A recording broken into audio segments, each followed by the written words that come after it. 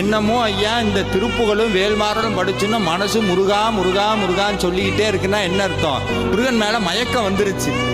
என்ன நினைச்சாலும் போக மாட்டார், போகவே மாட்டீர். முருகா முருகா, கீழே விழுந்தாலும் முருகா, பெருமாள் கோயிலுக்கு போனாலும் முருகா, மாரியம்மன் கோயிலுக்கு போனாலும் முருகா, புரட்டாசினாலும் முருகா, கார்த்திகைனாலும் முருகா, எப்பவுமே முருகா முருகான்னு என்னத்தை சொக்குப்பொடி போட்டு மயக்கினாருன்னு தெரியல.